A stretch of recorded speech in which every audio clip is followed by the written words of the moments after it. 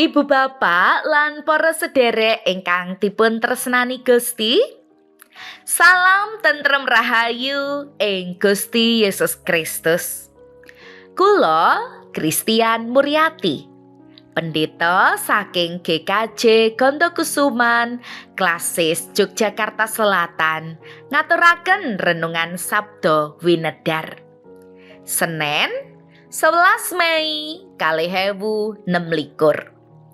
Waosan jangkep saking Purwaning Dumadi 9 ayat 8 ngantos 17. Ugi Jabur 9:8 lan lelakone para rasul 17 ayat 3:9 ngantos 9:1. Ingkang badhe kita gegilut sesarengan inggih menika Purwaning Dumadi 9 ayat 13 ngantos 11 kanthi ira-iran pratandha kasetyanipun Allah. Mekaten sabdanipun Gusti. Kluwung ingsun sun papanake ana ing mendung. Iku minangka tandaning prasetyaning sun lan bumi. Menawa ing tembe ingsun ngumpulake mendung ana ing sadhuwure bumi lan kluwung mau banjur katon ana ing mendung, ing kono ingsun mesti bakal enget marang prasetyaning sun kang ana ing antarane ingsun kalawan sira.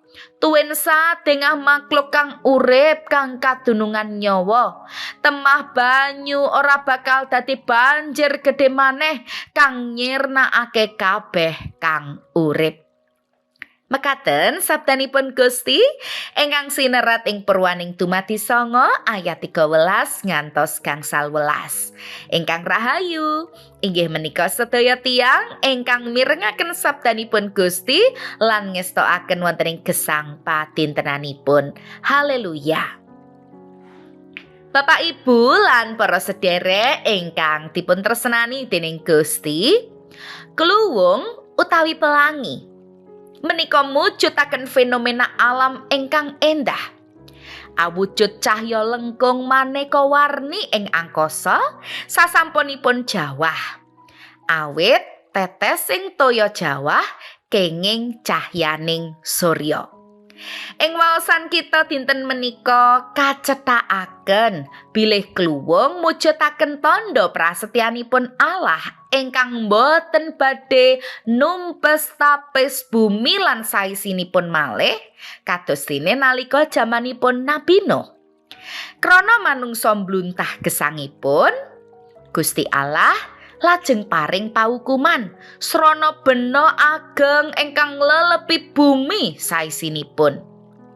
Gusti Allah namung ngantunaken brayatipun Nuh dalasan sawetawis kewan sejodo-sejodo ingkang dipun dawuhi mlebet ing prau yayasanipun Nuh netepi dawuh lan pitedahipun Gusti Allah. Sasampunipun paukuman kawawas cekap, Nuh ngaturaken kurban dumateng Gusti ingkang dados renaning penggalihipun Gusti. Kaserat ing Purwaning Dumadi 8 ayat 2 lan 21. Gusti Allah paring berkah lan prajanji dhateng Nuh menawi mboten badhe numpes tapis bumi saisinipun malih srana bena ageng.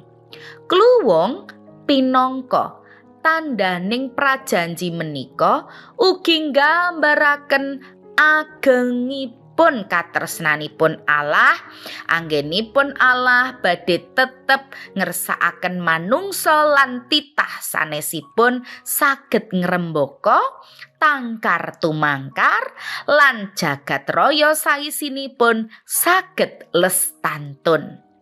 Rawuhipun Gusti Yesus kangge nindakaken pakaryaning kawilujengan ugi mujudaken kados pundi bukti kasetyanipun Allah dumateng prajanji menika.